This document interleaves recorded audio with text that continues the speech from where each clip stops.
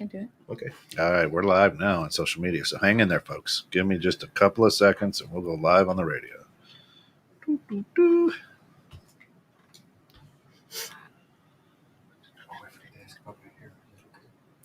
It's out of place in the Too late now. No, you look good. You look good. Good hair day. I like to do it. Wish I had hair to do that with. It took me a long time.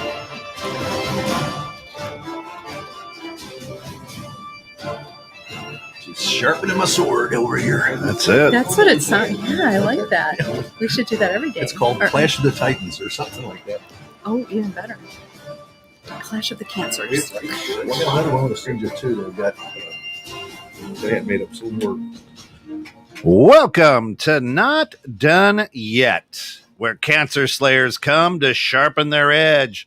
Join Robbie and Lisa as they help people realize you're not done yet. Today in studio, Hawkeye.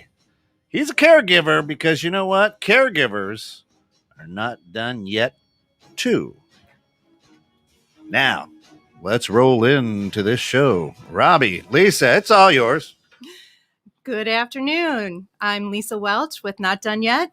And today I have Kent, our producer, and Robbie, our co-host. Hi, everybody. Robbie, how's it going today? How am I feeling? You might want to Yes. ask me. Yes. How are you Tell feeling? Some of you may already know, but I'm fired up and pissed off at cancer today. I don't know about We the rest of do you, know but that. every day. Today we have a guest. His name is Hawkeye Welch. He is a caregiver for his wife who has multiple myeloma. And so we're going to dig right into that right away. Hawkeye, welcome. Thank you. It's good to be here. Always a pleasure to talk about if we can help somebody get through this and give them a piece of information. It's always a positive to lend a helping hand with people going through this process. So Well, Yeah. we're glad to have you. thank you. And as we all know, caregiver role is probably the most important role in this fight and the least recognized. And I don't think caregivers, they always feel a little guilt sometimes about, I don't know if you went through this, about I'm doing okay, but look what my loved one's going through. Yeah, absolutely. And it's a daily struggle because, like I'm sure you did it, Yep. and she's done it. That you want to help that person, right? That person is there. They're not. Today's not a good day. Yeah. What can I, as a caregiver, do to help that out? And a lot of times it's it's nothing. It's not a damn thing Not you a can damn do, but thing be you here. do. It's about And it it's sometimes. like I will get you a glass of water. How's that? We'll start there. And a lot of that just is that comfort of knowing that you're there, that reassurance that they are not alone. Yeah. Right. That's the biggest thing. It's just not being alone during this whole process. Yeah, because you Yes. do feel alone when you're the one with the cancer, and all your people around you, they feel for you and they want to help you. But like you said, unless you've got that and going through it, you really don't know specifically. You do feel alone, even though you're surrounded by people that care about you. You feel that way. And caregivers, just I've been a patient and a caregiver, and it's very frustrating to look at somebody you love being as sick as they are and knowing I can't do a damn thing about it. But I don't want to say nothing. I'm not the one with cancer. It's how you feel. And where you almost feel guilty that you can't do Oh, anything. definitely. That Oh, you're absolutely. healthy and they're not. Absolutely. Yeah. And It's being hard able to ask for help. Mhm. Absolutely, it is. Did you find that, Lisa, that it was really difficult? Because I know Yes. I'm a giver, Yes. and it was very hard for me to let people in and start helping me instead of me Yeah. helping them. Oh, absolutely. Yeah. Very Especially hard when to you're independent. Yeah. And that's how you've always been. You do things for yourself, you do things for others, and then all of a sudden you are now relying on someone else to do the things for you that you would normally just not take for granted and do it for yourself. So, but Hawkeye, tell us about like when you found out about your wife's diagnosis, how you felt, what you did, and how you responded.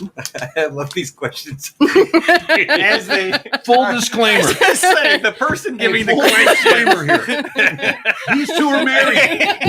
In case you didn't know. I don't know. How did my wife feel? Let's see. No, I asked how you were feeling, Oh, not that's me. right. We're talking about the That's right. caregiver, Oh, yeah. not the patient.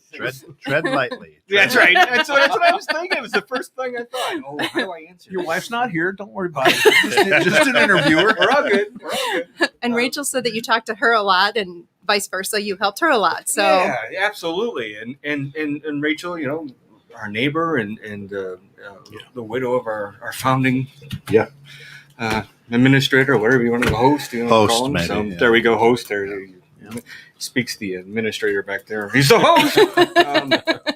But it really is. And having, as a caregiver, being able to talk to somebody like Rachel and somebody else, and that you had a guest a couple of weeks ago, I'm going to say the name wrong, but Jax, she was on here. Jax, yep. And that group sounds fantastic. Yeah. And Rachel's reached out to them, and being able to circle the wagons with caregivers and stuff and we all, much like cancer patients, you want to talk to each other to know what you're going through and what you're not going through and how does this affect me.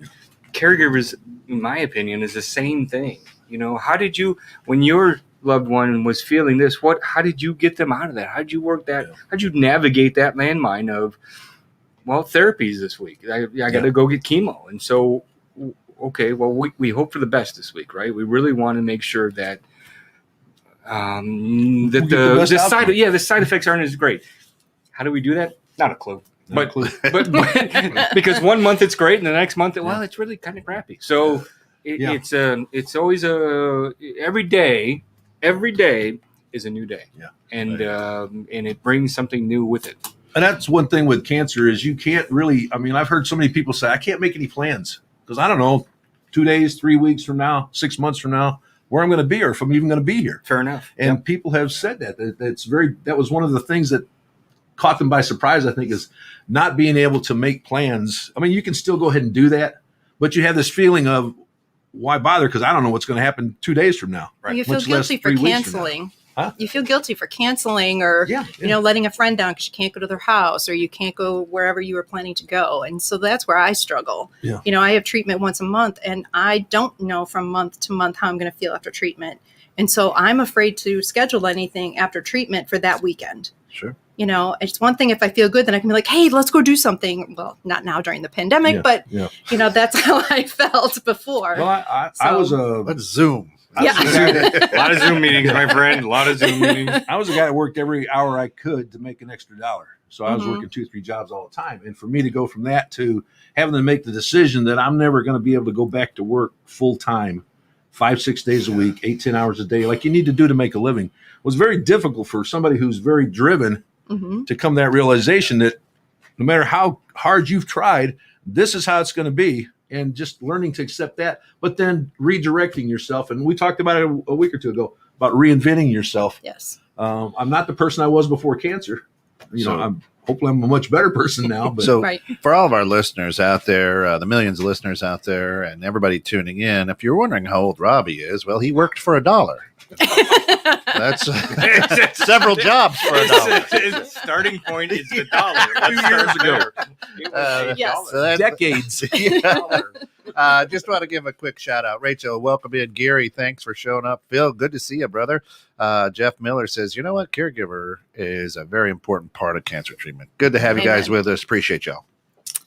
As I said, I believe it's probably the most important role in there. As a patient, I can put chemo, radiation, therapy, feel like I'm fighting it. As a caregiver, to just watch this person you love go through this, like I said, knowing you can't do a damn thing about it is very frustrating. And it's just, you just have to learn to live with that. It's kind of like how I had to accept not going back to work full time. Right. How did that make you feel, knowing that you were limited in what you could do? Well, it's tough. It really is. And like you just talked about, it's the realization of that person, your spouse, that you had made plans for, like in your career or whatever, and you've done all this work for it. And so now we're like, hey, our life, this plan is this, right? We're gonna, and then now the plan is about 6 inches smaller. I mean, it's that pie piece that you wanted to work on. Well, we'll just kind of shave that down, and now we're gonna focus on this, right? And like you said, that thought of being able to work 8-10 hours a day, 5-6 days a week. Well, that's my wife has also gone through that. Whoever she may be has gone through that, and she'll remain anonymous. And we're anonymous to everybody. But that it's a mindset. It really is, and it's a mindset to be able to say, as a caregiver, going, okay, in for a penny, in for a pound, right? We're going to do this, and we're going to get on the other side, wherever that other side is, right? And so some of us have the good fortune to be able to see through the whole process, and unfortunately some of us do not. And that fork in the road where the ones that work out well and the ones that don't. Boy, that's a tough fork in the road. Yeah, that's a tough fork. It's the road that none of us want to go down, and a bunch of us have to. Yeah. People very close to us have just gone through that road, and it's. I noticed this time with the loss of Tom, it was, only way I could put it was that cut a little bit deeper than the last scar. Yeah. That's how it felt. Yeah. It's Every a different time I side effect. lose somebody to this disease, it never gets any easier. You'd think you'd get used to it, but you don't. No, and that road looked good for that particular, right? Yeah. We thought things were, and then all of a sudden there's a left turn somewhere, and you're like, oh, what? Yeah, and we all try to be here for each other for these times because, like I said, we highlight success stories, if you want to call them that, because there are so many people that aren't making it to that goal that we all trying to be a healthy person again. Right. And it doesn't always work out that way, but you still got to try to fight for that and do the best you can to that. I have learned through the years to not tell everybody, hey, you got to keep doing this, you got to keep doing that. When a person gets to the point where they go, you know what, I'm just tired, I'm okay with this. Right. And I've learned to have to accept that as bad as I don't want to, that a person has that right to make that decision when they get to that point. I don't think it's losing when you get to that point. It's like when Tom passed and my brother passed, anybody, I always say they passed while beating cancer daily, because that person I knew was fighting every day that they could, trying to live a normal life, what their normal life could be, fighting cancer every day. And I think as long as we keep our spirit and will and attitude, we win in the long run, because something's taking the body someday anyway. That's right. So it's really about attitude. Oh, yeah. Well, Absolutely. what kind of side effects or conditions, treatments, whatever, particularly affected you in this, and what did you do? Well, I didn't get any treatment. Well, I know your wife did. Oh. Sorry. Oh, you getting the Sorry. treatment now, buddy. You may have been there. I think it'll be the last time I'll be on the show. But You may need treatment at 101 today. Yes, right. that's right. Just when you want me to mute his mic, just let me know. I'll give you the signal. No, she'll just throw me out. That's right. What was the question? Were there any side effects or treatments that I went through Oh, that were I see what you're particularly saying. Oh, cumbersome gosh, to when you, you and were- how did you handle it? Yeah, when you were in the hospital when they did the cell transplants, boy, that to see them to the process of wiping out your whole immune system, and to see that person get down to, I mean, nobody even breathe on her because we don't. You just don't. You don't know. Kill her with a cold. There was Yeah, no you don't immune give her a system. cold. We don't Kill even her want with a a cold. You don't know immune system, no nothing. And then the only solace that one of the solace that you could take out of it is they run the numbers every day, right? They draw the blood, they do all that, and you're like, okay, let's check. They post them, and it's like, oh, did we win today? Are they going back up? Are they? And they did. It took 2 days or so, and then you start going back up again, and you're like, okay, we're we're in the right direction. Did you have to be quarantined? Yes. Yeah. How long did you have to do that? I was in the hospital for 3 weeks, and Yeah, then that's what I once thought. I Usually, came yeah. home, then it was a month. I couldn't touch our dog. I couldn't go anywhere. People couldn't come over. I mean, it truly was just Hawkeye. It was a stem cell transplant that you Correct. did, correct? I don't know if Correct. people Twice. look up stem cell transplant. Not a fun procedure. Well, it you have actually to be, was. like she said, the procedure itself was. it's the It staying was in a a piece of room cake for just to 3 to watch 4 it, weeks, yeah. for a month, Yeah. sitting in a room by yourself, and only when it comes in is nurses and doctors that are wrapped up so that they don't Yeah. infect Yeah. you. And Yeah. so you couldn't. Were you able to visit it? I was all, able to other than- visit. Yeah, you could immediate go in there? family was that. The first couple days. Yeah. Yeah. Right. Yeah, Well, and then what did they wasn't have too to do for you to Oh, walk so in we and walk stuff? in. So it's at Northwestern downtown, which they're fantastic. Please go see them if you need them. You go through double doors and you had to wash your hands and sanitize. And so you go in one door, there's a whole wash station. Then you go through the other set of double doors. And I mean, they really try to control all that for you. And the room, you had your own room, in the corner, you had a corner room, which was nice. And there was the whole nursing staff, the doctors, they were all fantastic down there. And that part of it's got to be even worse, right? Because you literally are helping these people to a certain point, and then So for the best. So take me back, if you would, right? So you guys, you've been married for how long? Couple 31 days. 31 years. 31 years. Wow, So you were really? kids. Seems like a couple. Wow. So you were kids. So the diagnosis comes down, and moments before then or weeks before then, you're frolicking through the fields of, like you said, you had this beautiful dream plan for the two of you. Then all of a sudden, there's the old shit moment, like, oh, right, and then you had to go through something, right? What was it that you went through? Because here you are as a husband, you want to take the bullet for your kids, for your wife, Right. everything, right? That's Well, who you are. Were you together when you found out that you had No. diagnosed? No, so that's That was another the other. story. That's another Now hiccup. we don't really need to go down that road. Yes, we do. The difference in the way this one happened, right? The way we found out when it happened is we'd been married 20 some odd years. So I mean, this is a recent thing. So there's no 6 weeks after marriage suddenly there's this news, right? It's 27 years after marriage, 28 years after marriage, and so you're in for the long haul at this point. I mean, we're gonna be. Why would I not? Why wouldn't it? Yep. Why wouldn't it be this? Right? Why wouldn't we want You to? did say in sickness and health. Yeah, right. Well, Did agree to that. There is some Yeah. fine print that I didn't read. Apparently, there is some other stuff that. But the overall, yes, Right. is yeah, and so there was no hesitation. I mean, there's no hesitation at all. It's I'll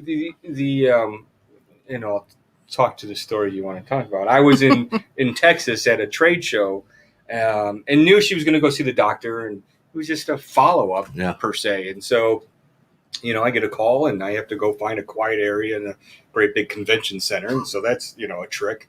And I'm on speakerphone, and the doctor's telling us what's going on, and it was like, I'm sorry, what did you say? Yeah. And she's already crying, and it's Sure. like, wait, hold on. So what do we do today? And he's like, well, nothing. I mean, there's today there's really nothing we can do, but we will start. And I was like, okay, so do I need to get on a plane right now? Yeah. What do I need? And they're like, Mom, no, not really, but No, you can stay down there for a few days and just think about it. Just think about it. Yeah. By yourself. Yeah.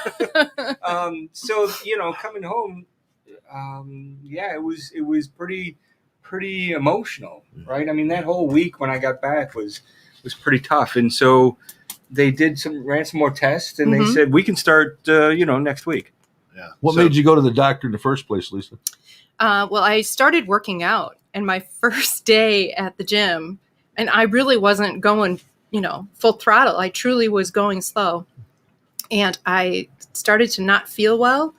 And I sat down, and the next thing you know, I couldn't talk. I couldn't move. They're talking to me, and on the inside my brain, I'm like, I'm answering your questions, I promise. But I couldn't open my mouth to tell them. My electrolytes had dropped so low that I couldn't move. I couldn't talk. That an ambulance had to come get me. And they just loaded me up full of potassium and electrolytes, gave me fluids. They think it was a seizure? And no, they knew that the electrolytes were low. And so that was the first thing that happened. And then that was in June. And then July, I got pneumonia, and it took me a month to recover from it. And it was time for my 6-month checkup with my regular physician for other medication I was taking. But she couldn't do that because I was sick. Yeah. So then at the end of July, beginning of August, I went back for that physical. She took my blood work, and she noticed something that wasn't right. My protein levels were way off. I had one protein that was incredibly low and another one that was just off the charts. And so then she said, well, why don't you just go visit a hematologist? Well, unbeknownst to me, a hematologist and an oncologist for this particular person I went and saw were the same thing. Uh-huh. So walking to the door and you see his name and it says hematologist/oncologist, you go, wait a minute. Yeah. Why is that on his why am I What's here? What's he doing? Yeah. So he was there for those visits, the first visit to see him. But then after that, he wasn't because he was traveling. Yeah. He's in sales. He does trade shows. And then I went for he did the bone marrow biopsy. And I thought, okay, this is pretty serious. I mean, he's going inside my bone to pull some marrow out to take a test. And he said, we'll have the results by next week. So schedule an appointment. And I still just didn't think it's going to be that. I'm thinking, okay, my iron's low. We're going to go on some medication, maybe some IV fusions for a couple weeks, maybe a couple months, and that's it. Yeah. Yeah, no, not so much. You were diagnosed with a blood cancer, which Yes. a lot of people may not realize. Cancer doesn't always necessarily mean there's this baseball-sized tumor Correct. somewhere in your body that you got to go hit. Sometimes I call it flat, where it's just throughout your body, either through Yes. your blood system. Or your bones, How did whatever. yours affect you, and in what way? Instead of having just a mass somewhere. You get sore, very, very fatigued, very, very quickly. Your electrolytes get messed up. And even to this day, I have to watch them. That I can't tell you how many times I've been taken in an ambulance to go to the hospital because you don't necessarily feel it. I'm starting to understand it a little bit more, but even when it happens, I can't tell Chris or Hawkeye that I'm going to talk to that guy. either one of you Let me guys. tell you, yeah. that guy better pay the bills. I'm just saying. That Chris fella. Yeah, what the heck? I can't just say, "Oh, honey, this is happening." Yeah. All of a sudden, I'm in the bathroom and I almost can get his name out, and he knows, okay, something's wrong. And then that's when I'm completely helpless. I can't answer him. I can't tell him what's wrong. And that's when it gets harder. Yeah. It's almost like Sure. talking to a baby or even a pet. and then for the caregiver, it's almost mind numbing because you just answer me. I mean, what are we doing here? What do you feel? What do you don't feel? What do we? And so that just adds on to everything else. And The anxiety and the stress. the that anxiety goes with and it. and so the potassium levels are the last couple things that have kind of took us on that, but we've gotten that down. And when they took her to here in town to the hospital, and they just was it a drink or a shot? It was like a drink. It was like a sludge drink of potassium, and 15 minutes later, she's like, "Oh, I'm I good." was. And they're like, "Okay, go home." And it's like, "Damn it! Can we have some of that to take home, please?" Yeah. That's right. But it's really so we really watch. We drink coconut water. We drink all bananas. We eat a ton of those and Avocados. avocados. Avocados Keep it up. You just have to stay And on I top love of it. them. Does it? Yeah. Whether she's busy or not today, right? Yeah. We got to have that. What you're doing doesn't really affect Doesn't- that. It just goes up or down. Goes- When it does, Yeah. and Then it went down. It's like there's no movement. There's no nothing to her. She's just I don't want to say comatose, but that's the look that she has. Yeah. She's just like fear in the eyes because she can't move any appendages or anything like that. So it's and you're not able to communicate. No. when it Not happens? really, Is no. that the things that you were telling me about that were like a seizure? No, that's something That's something totally completely different. But is that related to the cancer because of that? We think so because, we were thinking that because they killed the old stem cells and brought in my baby cells that they harvested, they don't have any directions to learn from the stem cells. They went in cold turkey, so to speak, Yeah. and so they had to learn on their own. Okay, I go left instead of right, and it just messes me up. And So, what's your cancer called? multiple people- myeloma? Yeah. It's a blood cancer, Correct. Glad it's your Loma. Yeah. not myeloma. my myeloma. Oh, no, sorry, this is a different song. So at any time, and this is a question that came in, is as a caregiver, is there ever guilt? Like, man, I'm having too much fun. I know she is struggling today. My God, I shouldn't be out here laughing doing this or just having a good time doing this because she's Well, struggling. I'm in sales, so I'm really cold-hearted. So Yeah, of no, course. the question is no. He knows how to turn it on and Yeah, off. it's like that. Yes, because I do travel for my job. The I'm going to say conversation has been, well, you get to leave this, you Yeah. get to go there, you get. That is all true. The flip side of it is that now I'm in Texas Yeah. and not there, and now I'm in California and not there. Now I'm in. So yes, it looks like I get to leave, but the reality is my mind is Still here. here, wherever that may be. So, yeah, it gets really tough. Yeah, it gets is. really tough. That guilt thing goes back and forth all the time. What you say? Rachel. No, she abbreviated. Oh, Rachel, We have a neighbor who I affectionately. didn't even wear the ugly shoes today. Come on. We have a neighbor who gave him a very affectionate name because of certain material. Yeah, I have a certain style. he's a pretentious effing a something. They're not pretty words. anatomy part. Yeah, Yes. that too. But the But reality, anyway. if you want to ask something else, did you want a follow-up question, sir? So, well, that's got to be No a comment. as a caregiver, that's got to be a battle that you fight almost daily. Daily. Right? It is, because if I have a good day, even, during this pandemic, I haven't really traveled, but, so I have a good day at work. I got to talk to people. We joked around with some clients, whatever that may be. And then meet her at the end of the day, and she didn't have a good day. Whatever that day brought wasn't as good. And mostly because of a side effect, or it just, like she said, the fatigue all of a sudden now comes back, and it's obviously more of a struggle. I don't say obviously. It is more, in my opinion, it's more of a struggle for people going through cancer, right? It's just the daily fight that you talk about, the daily struggle of the physical fight. The physical fight of being able to say, today is going to be better than yesterday, damn it. Today may not be. Maybe it will, maybe it won't, but in the day, it may not be. Yeah. Whereas somebody like me that no real afflictions other than I like cookies, and so I eat a lot of cookies. Today was probably going to be good. Tomorrow I'll be fine. I mean, there's no real, right? And you don't have to physically worry about how am I going to feel tomorrow, or the next day, or 3 days from now, or a week. Correct. When somebody who's gone through cancer and still dealing with it, and then my wife has to do monthly chemo treatments. So it's a maintenance program. So every 4 weeks she goes in, and I think it's this week. Right? Yep. So, well played. Yeah, thank you. See, I won't get thrown out as quickly. So, Thursday I think it is, and so Friday we'll probably be fine. It's Saturday and Sunday. What will Saturday and Sunday bring? Usually the first couple of days you're kind of cruising through it, and then after about third, fourth, fifth day, it starts hitting you. Yeah. And you feel like crap for a couple of weeks, and by the time you start coming out of it, time to go get it again. Yeah. Exactly. And then I remember them days. Every quarterly you get a... I forgot what medication is, but... it's a one to kick your butt more than the other ones. And so, that's a crapshoot as to how that one's going to work. Any of that stuff that's designed to stimulate your bones to produce better quality cells, Correct. white blood cells, etc., make you hurt like hell. Yeah. Mm-hmm. You feel like you've been beat with a baseball bat, don't you? Yeah, exactly. I mean, because people don't realize when they get the flu and they're achy and hurting, it's not the flu that's making you feel that way. It's your own body going into production of white blood cells and everything. So your bones ache from that production. And people think it's the flu doing it, but it's not. It's your body doing that to you. Yeah. So when they give you this medicine that's supposed to produce more white blood cells, it hurts like hell after about the second, third day. Yeah, you do feel like you've been beat up. So, and Robbie and I were kind of talking about this in the green room before the show, but in every partnership, there seems to be a person who does something and the other side of the team does something else.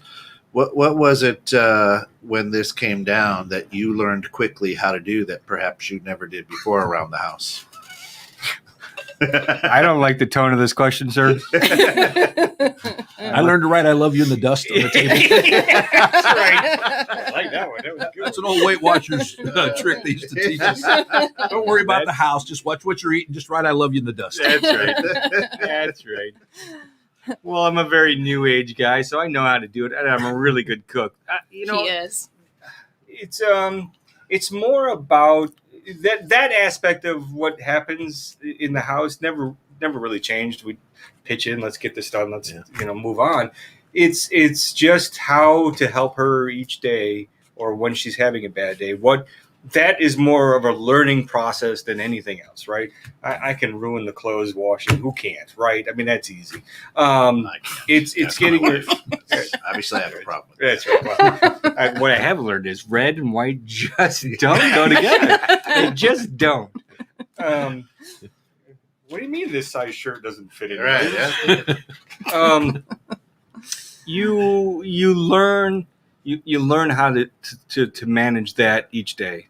You learn how to say, okay, what do you need today? What well, I think she kind of alluded earlier, or even Robbie, that the expectation of that day isn't what it used to be. It isn't, let's see if we can work in the yard today. All right. Well, I'm going to go work my plan for today is, she'll ask me, what do you have planned today? I'm going to go work in the yard for a few hours. You're free to join me. I understand if you don't or can't. I mean, I get it. I'm still going to go do that. Right. So that aspect of doing that, sometimes you just get lost in doing that. right? And I can just go and pull weeds or whatever, throw mulch all day long. And you know what I'm thinking about? Throwing mulch and trying to keep it in the flower bed. That's all I'm trying to do today. It's a mini escape. It's all Yes. it is. And there's nothing wrong with that. I think Absolutely. caregivers need to do that. I think that a lot of times caregivers short themselves on doing things because I don't deserve to go out and do this or have a night off and go to the show with my friends instead of Correct. being home taking care of you every day. Correct. You know, they feel guilty even just doing something like that. There's a lot of that. There really is. There is a lot of that of not thinking that you deserve to be able to do what you want to do. Yeah. And we always did everything together. So Yes. It's And we still do. Yeah, we still do. And that, but that aspect of like, hey, let's just go to the movies, or hey, let's catch up to the friends. That doesn't. Let's see. Let's plan. Tentatively tonight, Saturday night, we'll go do that, and then once we get closer, we'll figure out if we actually can or want to. So. Well, I'm talking about even the caregiver having that break of just giving themselves I've told people, even go to a hotel if it's really heavy and you're really into this really hard, have somebody come over and do what you're doing and take a night or so off and go, even if it's going to a hotel and just being there by yourself. Sure. And caregivers never think to do that for themselves because Right. you feel like you don't deserve any of that. And I remember that going through it with my brother-in-law, and I didn't even want to tell people I had good news because every time he'd go, he'd get bad news and have to tell everybody. I felt so guilty that I was still living and getting better, and he was just getting progressively worse. It's just weird. I always talk about that guilt because just to me, it did bother me, and I know that I go through that, and I actually kind of still hold on to that because it kind of gives me motivation to do what I'm doing. Yeah. Well, what things do you do for yourself? And do I not encourage you enough to do those things? I mean, I try. Suddenly, it's group therapy. No, absolutely. It's She's not asking you as your wife. She's just asking you. okay. Yeah, there's a fine line, Hey, sir. Today. We're not done yet either. Yeah, that's right. But I'm Just wipe those little Just pieces. getting started. I'd like to have a lawyer present, please. Is this being recorded? Yeah, that's right. It can't be live, is it? So my escape a lot of times is traveling. Your work. My work. Yeah. I can get up because I literally have to go somewhere else. It's just not an office. Yeah. But I'm going to the airport, I'm getting on a plane, and I'm going somewhere.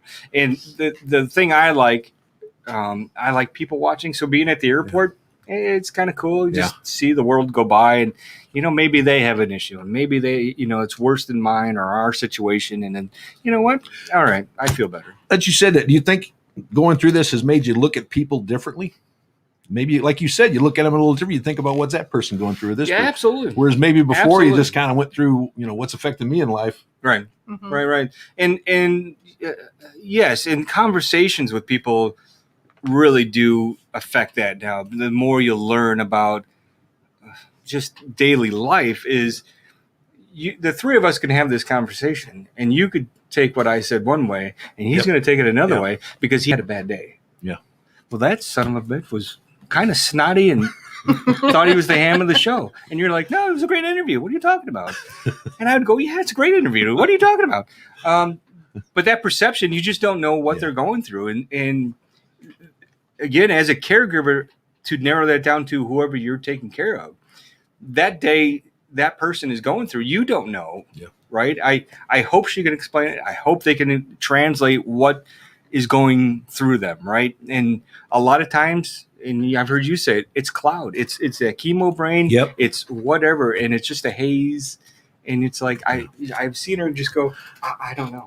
And it's like, okay, well, how do I fix it? I don't know.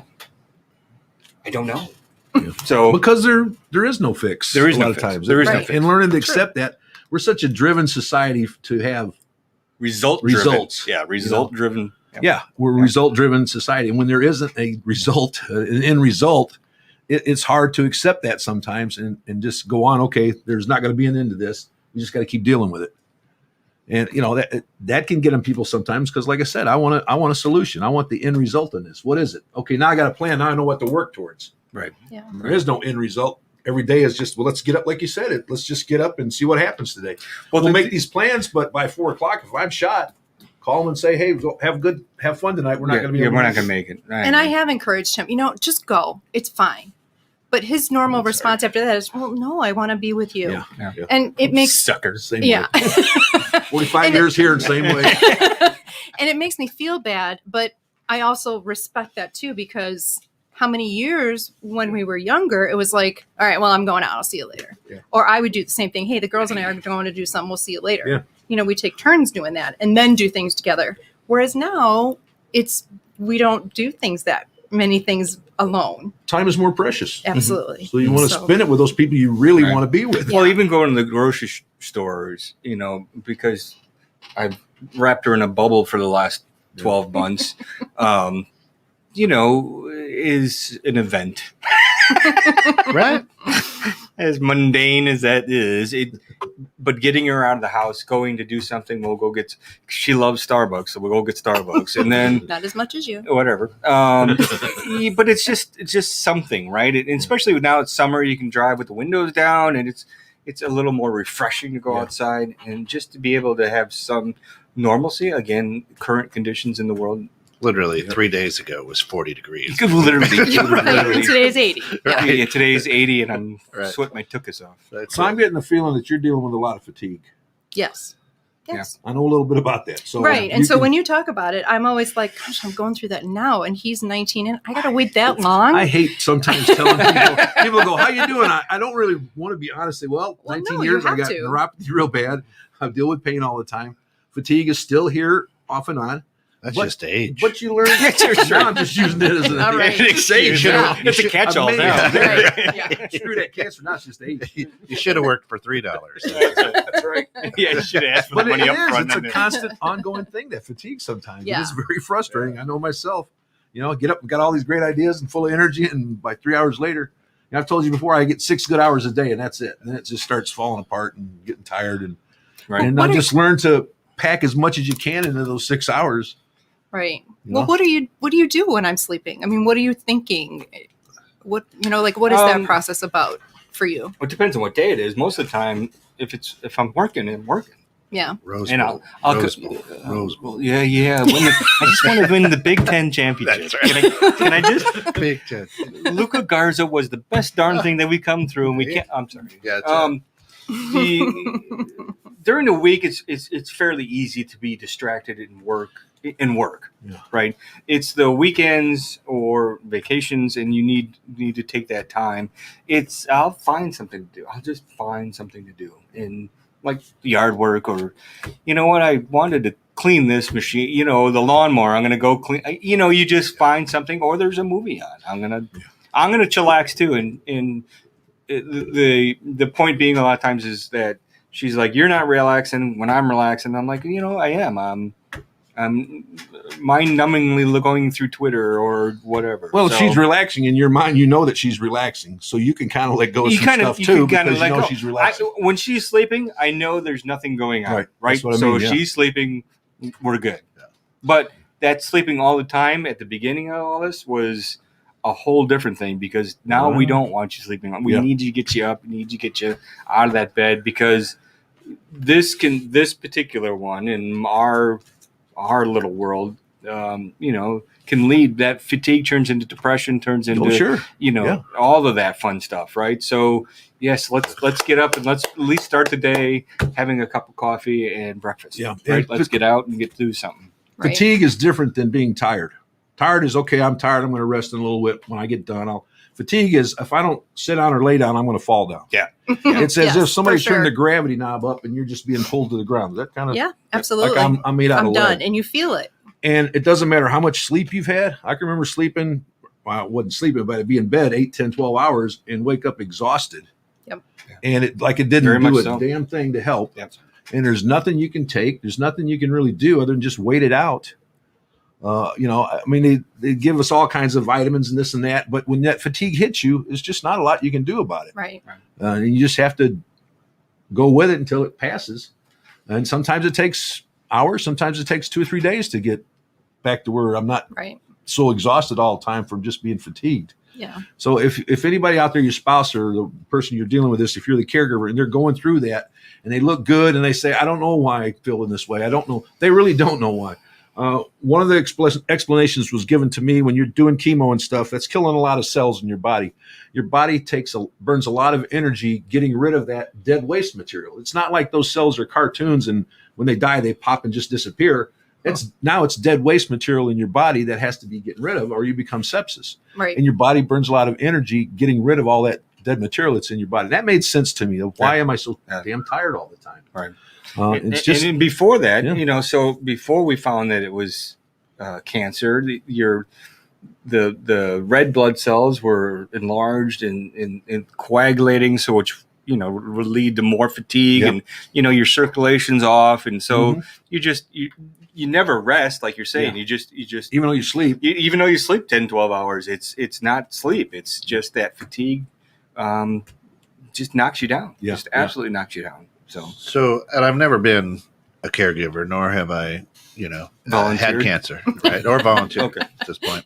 But knowing me, I would always, I'm always like, God, I don't know how to act around you now because your wife has cancer. Right. Yeah. Right. Did you get a lot of that? And if so, what did you tell your buddies or? That's a good question. Thank you. We'll be back after. No. Good segue to nothing. It is a good question because your friends do, and even us going through it, you find out another friend has it, and you go, oh yeah, Yeah. and you want to ask them because you have the experience. What are you guys going? I mean, do you want to pry? Hey, so Right. how was today? And you're like, well, today sucked. Okay, great. Yeah. And I know a lot of friends probably felt that way, and so the question probably was avoided or not brought up, and it's natural. I mean, it's anybody's reflexes did not. I mean, I want to know. I want to know how my friends are doing. Yeah. But it's I that fear of don't. the word cancer. Yeah. Yeah. And it shouldn't be. It's right It to is. ask because Yeah, that's right. I mean, cancer. we all got issues, right? Yeah. So what degree of issue do you want to talk about? So, like a friend's mom's not doing well, but it's not cancer. Okay, well then the other friend lost a parent. Okay, well that's not you. So that's so we all deal with stuff. It's just how do you want to approach it, and if that person is willing to talk about it. Yeah. It goes back, I think, that fear of the stupid word cancer. People are just so afraid of the outcome and everything that comes with what they preconceived what cancer is. And I don't even want to talk to somebody about it. We talked about forgiveness because friends and family sometimes don't call or come over when you expected them to because they don't know what to do. They're so afraid of that word, terrifies them so much that they do nothing. Yeah. Right. Yeah. That's a valid point. And because those people, whoever they may be, have never dealt with it. Right. And so now And don't know how to. I don't know how to do it. Sure. They just don't know what that is. And until you're in it, you don't know what the hell you're doing either until the doctor goes, well, you want to do this? You're like, oh, okay, we're going to do this. I've never met anybody yet said I sat down and said, if I ever get cancer, this is what I'm going to do. Every one of us went, what? I got what? I got to go where? I got to, Huh? You don't want to think It's about at 3 a.m. We got to be there at the doctor for the blood transfuse. They're going to suck all the blood. Really? Who wants Okay, to hold on, think write about that it down. until you got to deal with it. Yeah. That's why we do this to make it normal to talk about cancer and not be so afraid of that word. And if they're not afraid of it, you will go and get your test done. Like I tell you every damn week, do not put off those tests. Do not put off those screenings. Please, please, please. We're tired of losing friends and family to this disease. Right. And the only way you can keep us from doing that is by getting your tests done. Be sensible. Talk to your doctor, please. Oh, can I build on that point? Yes, you can. Okay, cool. In 2 weeks, I'm going to go get my prostate test. There you go. Yeah, See? so, let's do that. That's right. At a Not giving away doctor's my age. office? I'm doing it way earlier than I needed to because family history. So even at 35, I'm going to do that. At a doctor's office? There you go. Yes. This time, yes. Not a- This time, This time. sir, yes. Not a drive-through. Yeah, it was a buy one, get one. I don't know what that meant. It was a Groupon. And a large coat. That's bad. I'm sorry. Rachel. Somebody sticking their ass out the window Next. as they're driving by. Next. I got my order wrong. Yeah, I was not that guy. He was not I done think yet. it's the one That behind me. was the test I was supposed to get. I was here for the COVID test. I don't know what that was. Oh, shoot. Well, on a segue and to Oh, end your goodness. interview here, Yes. was there anything that you would do differently? Oh, what a loaded question. Well, I mean, to From help what other people. beginning from what date? Hey! What date are you Yeah, talking you're about talking beginning like from? 2017 up, right? Yeah, pretty much. Because we don't have time for the rest. Yeah, I know. Just from cancer, being the caregiver. Dude, boy, I don't know. It's because, I mean, specifically, there might have been a couple trips not to take, but yeah, there you go. So, see, First transplant. I know the loaded question when I see one. For everybody listening on the radio, it was the look that he's referring It was to. a look.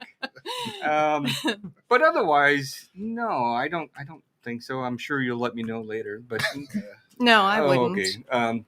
No, because it is a learning process, and each day, especially at the beginning when you're doing all the testing and all the time at the hospital and all, you're as much of a traveler as they are, right? You're just along for the ride, and we'll figure all this out. The one thing I do recommend is that if you, even if that person is not married to you, or you're just take somebody with you to these appointments. Yes. And then compare notes afterward, Yeah. because that is the biggest thing Mhm. Agreed. in this Good for you. process that we found is, well, that's not what he said. Yeah. Well, it's exactly what he said. No, it's not. And then you read the notes and the doctor gave you, son of a bitch, it's right there. We were both wrong. We were both wrong. Yeah, we were way Right. off. You know, Yeah. especially that the second opinion went Northwestern. We went down there and they said, he said, "Yep, you got it, and this is what we're going to do." And our daughter was with us, and all three of us stopped at, "Yep, you have it." Yeah. Not a clue what he said after that. Yeah. Not a clue. Yeah. Yeah, I mean, I Womp, womp, womp, yeah. It was the Charlie Brown teacher. In a Charlie Brown, Yeah. in a Oh, Charlie you're Brown. want cancer. Yeah. I remember that. We're gonna do this. We're gonna do that, and it's like, okay, sure. Yeah. Tell us when to be there. I mean, Rachel that's, said to record conversations. That would have been a great idea back then. yeah. Your brain is so scattered when somebody says you got cancer, all of a sudden your mind's running everywhere. So when you're sitting in there, you're trying to focus and concentrate, but your mind is everywhere. And so it's good to have somebody in there taking notes with Absolutely. you. Absolutely. I appreciate the time. Thank you, Yep. everybody. Please, help out where you can. You guys are going to talk about the shirts, right? Yep. So we're going to order shirts. We're going to raise money. We're going to help these people out. This is a great cause. You guys are doing a wonderful job. Kent, stay real. Appreciate that. Yeah. Sounded good, though. I don't know what it means. You're so unreal. I don't know what it means, but I always heard it on the movies. Thank you for being our guest today. Yes. We Problem at all. I appreciate it. appreciate it. No Anytime, doubt. You opened anytime you up. guys got questions, I'd be more than happy to jump in for a couple minutes. Today was a little tight, but I normally can, pandemic wise. You're welcome anytime. Appreciate that. Thank you. We don't have a big budget, so don't drop the mic. I appreciate that. Stay. Okay. We're good. I'll walk around, not trip over any wires. Thank you for being here. Not a problem. Thanks, See you later. Hawkeye. Thank you. Good meeting you, brother. I have no Appreciate exit you being music. here. Appreciate it. Thank you. Yep. Oh. Well, Rachel she said she lost a best friend after 20 years as soon as I said Tom has cancer in 2017. And that's hard. That is really hard to lose a friend, because I don't know if it's we've said, is it the scare of the word cancer? Is it they don't know what to do? You can't be with your friend anymore because now your time is spent helping someone with cancer and doing things that maybe you weren't doing before. Maybe you have to work more hours. Whatever the situation is, those people just don't understand. And if you're really a close friend, you're able to separate and say, okay, you know what? They're busy right now. I'll check in with them. Don't let that cancer word scare you and make you think, okay, I can't be there anymore for them, because that's when they need you the most. Even That's if you, when they need you just the call most. and saying, you know what? I know you're going through a lot of stuff and you're probably not feeling good today. I just wanted you to know that I was thinking of you. Yes, And absolutely. I'm here if you need me. Just saying that to somebody Yeah, I agree. makes them feel so much, you don't have to get into a big conversation of what we're going through and what this and Yes, that. And, right. because it is new to anybody who's never had cancer or dealt with it. This is a whole new world that you're going to be introduced to. Right. And so as a friend and a family member, don't hesitate to call and just say, hey, I'm thinking of you. You don't even have to say, what do you want me to do? Just say, I'm thinking of you. Just knowing that people are thinking of you going through this is a big plus to people that are dealing with it. Yeah. Because we know how scary it is. When you've got it, you don't have any choice. You got to face it and deal with it and hopefully beat it. And like I said, for a caregiver, it's just, I can't talk enough about that position in this fight Mhm. because we got to deal with it physically, but at least we can feel like we're fighting it by putting that chemo and that radiation and doing the things I got to do. Whereas the caregiver just has to watch this person they love go through this, knowing he can't do a thing about it, but don't want to say anything because I'm not the one with cancer. So there's that little guilt thing again. I talk a lot about that, but it's a reality of cancer. The patient, I felt guilty for what I was putting my family through. Oh, sure. Did you?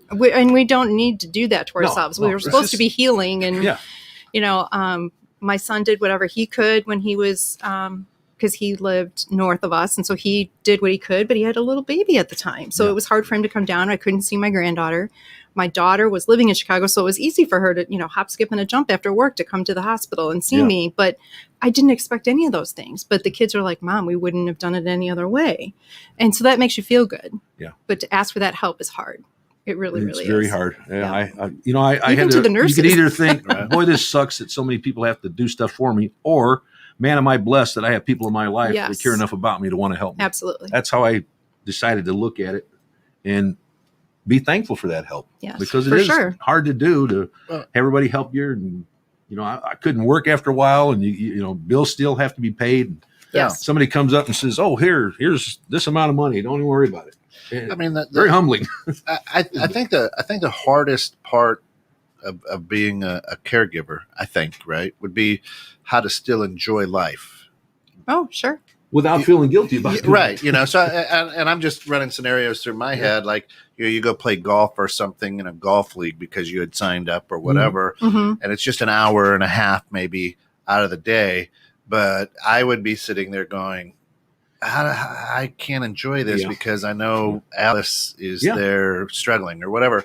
That's a reality. So trying to find that space in your head that says this hour and a half is okay to enjoy. Yes, absolutely. That it would be a tough thing. That's the hard part, is telling yourself it's okay. I deserve this time off. Yeah. Right. And again, you feel guilty just saying that to yourself. No, right. Yeah. I mean, even without being a caregiver, I sometimes feel like, oh my God, she's hanging out with the kids today. It's like me and my wife. She's had breast cancer years ago. She's had 2 brain aneurysms. She's been through surgeries and tough pregnancies. And, I'm just thankful that she's there now. Yeah. And so when I leave babysitting my kids, she wants a newspaper or something from the store. Now, used to, I would stop and do all that before I came home.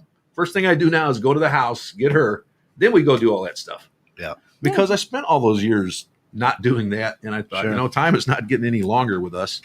And it's just learning to do those daily things. I always say everybody's nice to each other on the special days, holidays, birthdays. How you treating each other all those days in between that really matter. Those are the days that we're actually living. Right. And so, I say that too. Kent, when you go somewhere with your wife now, go around, open that door for her. I'm 45 years married. I still go around, open that door. Here's how I look at it. If this was a first date, would I do this? Would I go back and get that newspaper or get that this or that? I'd be running to do it. If I did that or bought flowers, she'd think I was probably having an affair. He's up to something.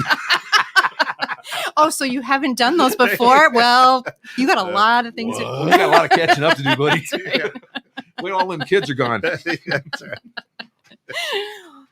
Well, the nice thing is, people are blessed having caregivers and friends. Some are not, and that's okay, except now it's up to you to find, like the Emmerman Angels we had on here. Yeah. They'll be able to give you that person or people to help you. There is a way to get that caregiver experience, even if it isn't a true friend or a true family member. There is ways to get it, and that's good.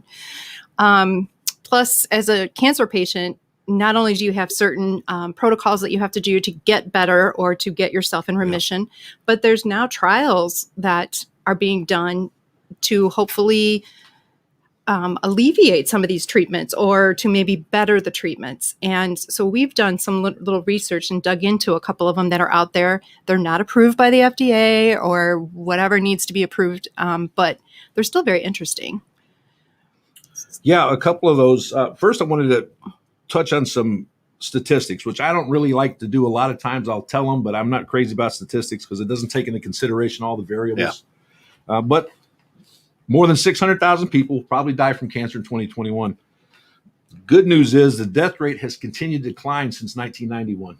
Now, I did not know that. I thought it was, you hear so much about it and you hear more about it nowadays because more people seem to have it. But the death rate is from 1991 to 2018, over a 23-year span, cancer death rate's fallen 31%. Wow. That's great. That's amazing. That A is third of that is dropped. fantastic. 2017, 2018 year was the biggest decline. There was a 2.4% decline, and that was the biggest decline in 1 year since 1991. 1991 was the peak of the most deaths per 100,000. There was 200 people per 100,000 in 1991, and it slowly started going down since then. So and a lot of it is awareness. You know, people are more aware now, so hopefully they're going and getting those tests done. was 2017 still the death rate? 2017, 2018 was a 2.4% decline. Okay. And 1 year drop in cancer death rate. It was the biggest decline in 1 year. Okay. It started in 1991 when they started going down. And a lot of it is just awareness. Yep. We got these figures from American Cancer Society. You can go on their website and see the 2021 statistics. Just punch that in and it'll show you all this stuff. Another test that we saw that I thought was just odd. It is very odd. Is fecal transplants. Yes, you heard me. Fecal. Poop. Should I say it? I probably shouldn't say it. Well, I said poop. Go ahead, shit, Robbie. But I'm going to talk shit today. So there's a new process. You think, oh my gosh. The microbiomes in your stomach. It always says the gut microbiomes are what really determine your health. Mm-hmm. And now they found they're taking microbiomes from feces from people who have had good response to treatments. Yes. Taking that, reinserting it into another person. Yeah, but it's not just taking that. I mean, there is Yeah, there is a process. There is a process. They combine it with saline and other solutions to not avoid like that reverse infectious. osmosis. Yeah, right. Just like they do when they do a vaccine to get rid of all the bad stuff. Yeah. Yes. In it. Yes. Because there is some in that. Because that's why it's coming out of you. Isn't that what this mRNA technology does too? Yeah. It hopefully will They allow take you a protein from it and then trick that into recognizing the cell. Well, they're doing that with immunotherapy. Is the same thing. It's basically a vaccine. Yeah. Where they take the cells and trick them into knowing what that cancer cell is, so it attacks it. But that's a different way of looking at things. I'd never thought of it doing that with colon cancer and everything. So they take the good microbiomes out of that, put it back in another person, and then that builds up in that person's system and helps them fight cancer. Oh, that's fun. So Now, granted, an interesting new way. This is just the beginning trials. This is, so they haven't even started, say, trial one, like the other one we want to talk about. But just the idea of it made us scratch our heads like, are you kidding? But it's very interesting, But awesome. Yeah. It'll Yeah. kill cancer. It may be Let's waste, get but at it's it. not really waste. Here we are recycling. That's how bad we're trying to cure cancer. We're looking Exactly. for shit to find a cure. Okay. No pun intended. Right. No pun intended at all. That's the Happy truth. coincidence.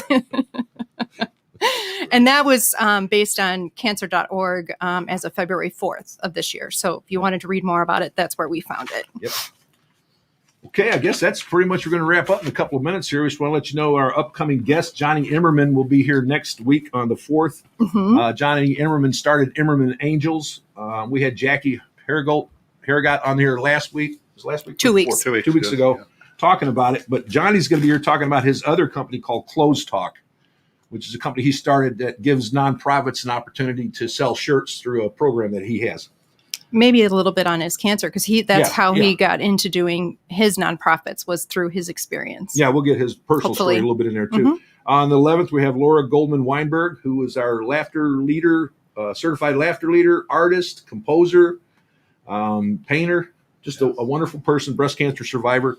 And then we're going to have Jackie, who was here talking about, Jackie Harrigot, who was here before 2 weeks ago talking about Immerman Angels. And as we're talking to her, we find out her whole family's gone through a lot of cancer and they've lost a lot in their family to it. So she's going to come back and share her personal story with us on dealing with that. So this whole month, we've got some great people coming in. So just a quick follow-up for everybody out there listening. I don't know if you caught the show last Tuesday evening. We had Kevin Santapadre on. Kevin is a senior at Millersville out in Pennsylvania. His best friend passed from cancer when he was 16. They actually had the funeral on Kevin's 17th birthday for his best friend.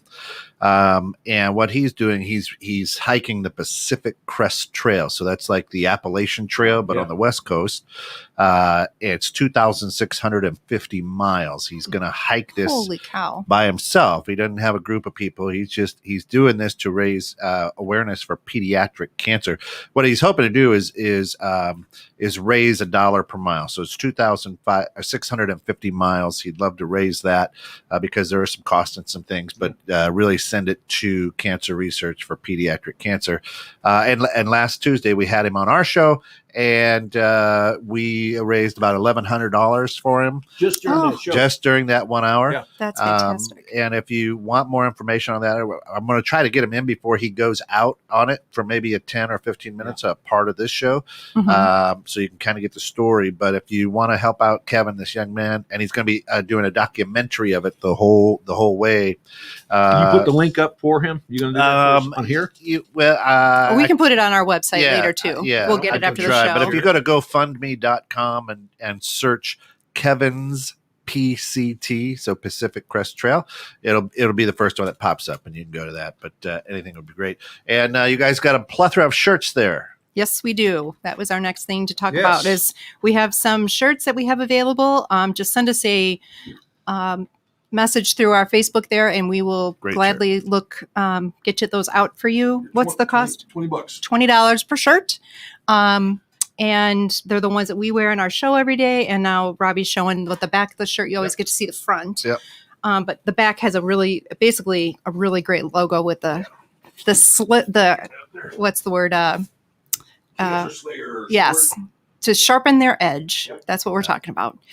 So in conclusion, we just want to thank you for being here today and listening to us. I hope you'll join us again next week. And thank you, Hawkeye, again for coming in.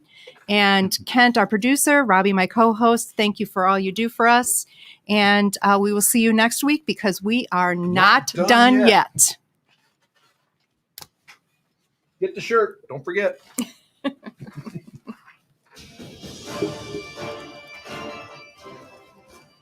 I like that music. That's amazing. Like Pirates of the Caribbean music would be good.